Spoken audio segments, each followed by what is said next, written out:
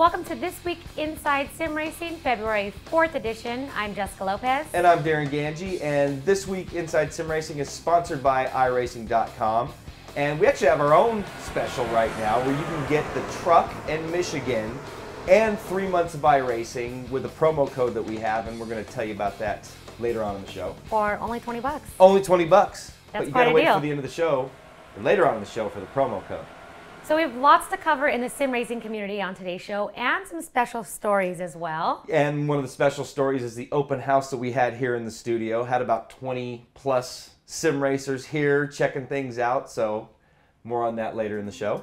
We're going to start things off by talking about the modding community with rFactor 2, and there's some things starting to come out as that's really starting to steam up. Yeah, and last week we saw a few mods on the way, and some of these mods are actually coming out. Team SRM announced the 2.0 version of their Formula One 1990 mod. This was originally going to be a 1.2 update to the old, but they've decided to go back and rework the whole thing for rFactor 2.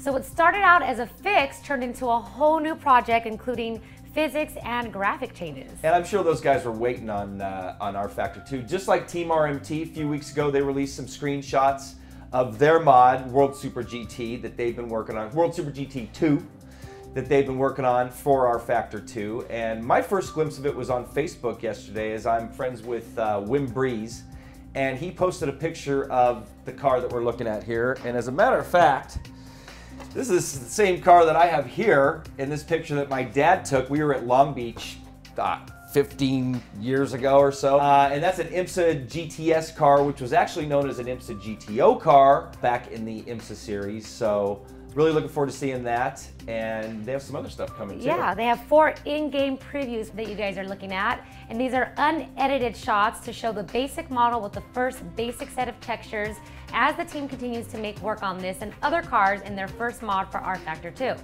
Yep, and World Super GT2 will also include some Super GT 500 cars, as well as those awesome cars from the 90s. So really looking forward to that coming out. Now these mods are a work in progress, but we do have something that has already been released, and that's by Laser Cutter. That's right, the Laser Cutter. Yeah, the Laser Cutter, my bad. And it's a track, and it's Snetterton Motor Racing Circuit, and the track was ported over from the rFactor version, then reworked for rFactor 2. And Snetterton is a track in the UK, and it was built on an old airfield. And when the base was closed in 1948, it became the official testing grounds for Lotus and several other racing teams. It's a 4.7 kilometer track with 13 turns, and it offers the longest longest straightaway in all of Britain. Did you know that? I did not. I didn't either. So looking forward to that. So moving forward, as you guys may know out there, we've been following the development of Assetto Corsa by Kunos, and they've been releasing some updates on their Facebook page for everyone to keep along. And on top of that, I've actually been getting emails that are talking about this new licensing deal that they got with Fiat, and we just announced the KTM Expo last week. And there's also another track that they just announced. And Jess, why don't you take the name, because I'll probably butcher it.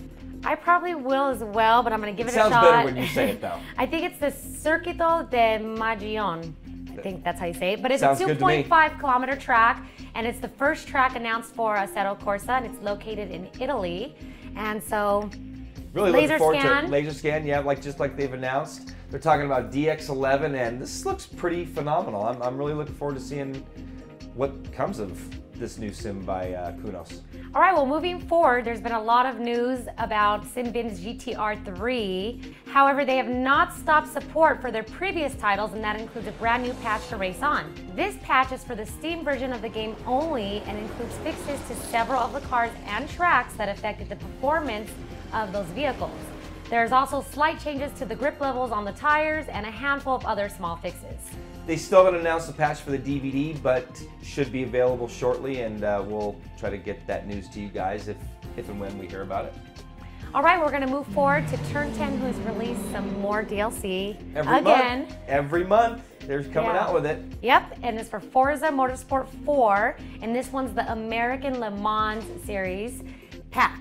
That's right. And it's not only related to American Le Mans Series stuff, it's More than that, yeah. And as a matter of fact, 2 of those cars are two that we saw at the Forza launch party. Actually, I'm sorry that you weren't there to join us, but I guess you kind of know these guys indirectly or kind of directly, the guys from the Platinum Motorsports, the Bentley that won. Yeah, they're cousins of a friend of mine, and that Bentley won, and that's going to be included in the game or in the DLC now, which is very cool, so congratulations to them. And also Sean's good buddy Rampage Jackson, is his car that was there that night is also going to be in the game, so you guys can get that DLC for 560 Microsoft, 560 Microsoft points. Kind of reminds me of what Gran Turismo does every year at the SEMA? Yeah, how they take a car. It was very SEMA GT Awards like. Yeah, except they have a contest, but I think it's very cool that they're taking these real life cars from that people own and putting them in the game. So maybe that'll inspire other people out there to do their cars up. Yeah, and we were actually there for that one to watch that one. Like you guys were there last year for SEMA. Sean and I were there this year to watch them pick that Bentley. So it was really cool to be part of that and see how that all went down. And now we're going to move forward with some news that is probably the biggest news of today's show, and that is iRacing's new build. Yep, big build, lots in it, and everybody's discussing it. Everybody's loving this new build. Tire models on a bunch of new cars, the Daytona prototype, the Star Mazda, all sorts of good stuff. Other updates and changes are focused more on the tournament and hosted races for those that are creating their own races. And other areas of improvement have been seen in the personal stats pages, the forums, and a graphical update to parts of the interface. And like I mentioned, the biggest changes came on the physics side of things. And starting with the tire model, Riley, Star Mazda, Radical SR8, Williams FW31. I also think the Spec Racer was included in that. 18 total cars now have the new tire model. Also, there was changes to the aero on what we're looking at right behind us, the NASCAR stuff, and supposedly all the cars. So aero's got a big effect on how the cars draft and stuff like that. So I'm really looking forward to trying that part as well. There's been some huge changes on the graphics for DirectX. This change is added to the reflections seen on objects as well as updates to the shaders. There were some enhancements to the sim in nearly every direction, including spotter functions, race control, voice chat, and telemetry. Lots of good stuff, and also more in-game stuff. The sounds have been enhanced and changed, including gearbox and shifting effects. There are also new crash sounds, and a handful of cars had tire squeal and wind noise updates as well. So I could probably go on for the rest of the show talking about this new build, but we got a lot of other things to talk about. But I'm gonna have all the build notes available in our forums for you guys to check out. So if you're not a member at our forums, check it out at insidesimracing.tv/forums. Go to the iRacing section and I will post them there for you. That's some pretty big news coming from the iRacing camp, so make sure you fill yourself in on that. That's going to wrap it up for the first half of our show. When we return, we have Sim Rig of the Week. We also have a new contender on our challenge, inside the ISR Racing Challenge. That's right. And we have an open house party that we had here in the studio this past weekend. So lots more to cover. Make sure you stay tuned, and we'll have all that and more when we return. Take your hobby to the next level with a quality racing rig that works great with a PS3, Xbox 360, and a PC. GT Omega Racing Simulator is compatible with a wide range of steering wheels, including Logitech, Fanatec, Thrustmaster, and more. The GT Omega is available now worldwide by going to www.gtomegaracing.com. Tamiya's extensive lineup of radio-controlled vehicles provides hobbyists with the joy of running exact replicas of their favorite car, tank, or off-road vehicle. Another attraction of these vehicles is their use of high-grade materials, such as nylon resin, carbon fiber, and polycarbonate. With precise mechanical systems, the maintenance and adjustment of the various components, as well as performance upgrading with optional parts, allows for truly competitive racing. For more information about Tamiya, visit us at www.tamiyausa.com.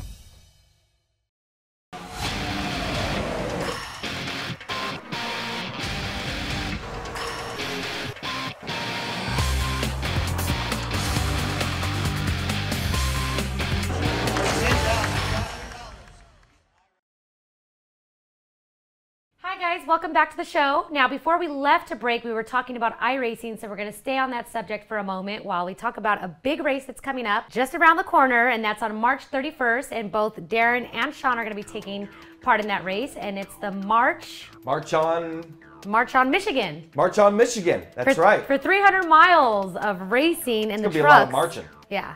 A lot of marching in March. Yeah, and we have a special promotional code, like we mentioned, for new members to iRacing. And it's going to get you the base content, plus the truck and Michigan that you're going to need to run in our race. And if you go to iRacing.com and enter PR-ISR trucks, you get 3 months, the truck, and Michigan. So we want you to come and join us and run in this big event. Going to have tons of servers running. Qualifying for the whole week leading up into it. It's going to be on March 31st, probably about noon Pacific time, 3 Eastern. We're going to have it all official very soon here. Probably by the next show, we'll let you know the details. So not only will this event be fun and you can race against both Darren and Sean, but there's some very cool prizes that you guys are going to be giving out. That's right. We're going to have a GT Omega stand, 2 different $100 gift cards for the NASCAR store from iRacing, as well as $200 iRacing credits. Wow. So, and we're gonna kind of randomize those, so you don't have to be the top 4 or 5 guys to get these prizes. We're gonna probably spread this out throughout all of the different heats that are running. So, and that's just the beginning of the prize pool. We got more coming on board, hopefully, to tell you guys soon. So that's some very cool prizes. I mean, that seems like a lot of fun. Broadcast too. PSR TV. Talk to Ian at PSR TV. They're gonna broadcast. What a big event. Yeah, it's gonna be a lot of fun. All right, so hopefully everyone out there joins in and has some fun and some friendly competition. Oh yeah. Speaking of competition, our next segment, which is the ISR challenge that I like to talk about, something we've been doing for like the last couple months. We've already had 3 contenders who came into Inside Sim Racing Studios, and we put them on the same track in the same car to compete and see who gets the best lap time. So we have a 4th contender, John Hill, and the track is Pocono North. And the car is the Mazda Miata MX-5 Cup car, and they're all using the same settings that they've been using. And John wanted to come in. John lives close to the studio. He's become good friends with us, and he wanted to see what he could do. So how do you do? Let's take a look.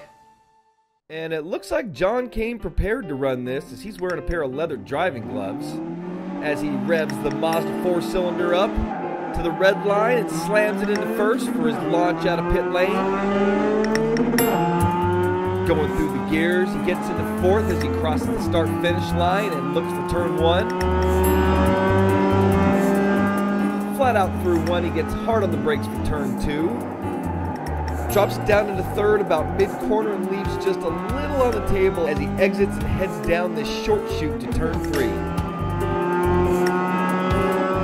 Drops down into 3rd and keeps it there for turn 4.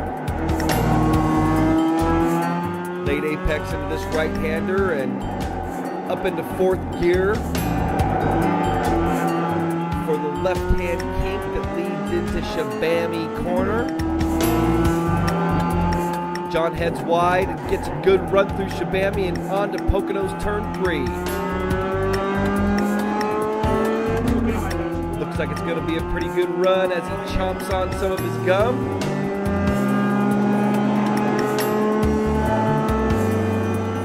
And coming to the line, John Hill runs a 102.315. So that was a pretty good run there by John. He comes in at right behind Bob Earl in 3rd, right ahead of Bill Craig. And his time was a 102.315. And that list is starting to grow. I think I might have to join that list. We need to get you on that list for sure. Bill Craig actually was here at the party, which we're going to talk about here in a few minutes, and he really wants to do it again. He doesn't like being 4th on that list right now. So. Well, I don't know if we give second chances. Yeah, I don't know either. Yeah, maybe we have to wait a little bit. But yeah, Bill wants to come back for that. But yeah, good job, John. Thanks for coming in and doing the challenge for us there. And you're 3rd on the list, bud. All right, so we're going to move on forward to the next segment in the show, and that is Sim Rig of the Week, which is sponsored by Tamiya USA, the makers of the finest models and RC products in the world. TamiyaUSA.com. And this rig comes to us from Mike Perry of Atlanta, Georgia, where he is a Black Hawk crew chief with the National Guard, and he's a photographer and a graphic artist. Guy does a lot. Yeah, I would say so. Builds a pretty awesome rig, I must say. I'm jealous of this thing. His rig consists of a heavily modified Williams custom fab rig with the Lomax seat. He is running triple screen monitors. He has custom built an entire dashboard with real NASCAR gauges that are being run by Sim Project's RevBurner. Actually, only a few of the gauges are running right now, but the rest are waiting for a board so he can run all of them. And in addition to the gauges, he has 13 toggle switches that are controlled by a Leo Bodner board. He runs a Logitech G27 and has an incredible set of pedals. They are a Tilton 600 set of aluminum racing pedals and use a brake master cylinder to make pressure to a 1600 PSI pressure transducer. And from there, the fluid moves through a Wilwood clutch slave cylinder. I'm running out of breath here, Jess. This thing is incredible. I mean, this thing's like a race car. I don't even know half of what you just said. I don't know what I said. That thing's awesome. He's got full hydraulic brake system that it looks like he built himself. That is just amazing. That is amazing. His race car's horsepower is supplied by an Intel Core i7-990X Extreme Edition overclocked to a 4.3 on water and You're running out of breath now. Yeah, I mean.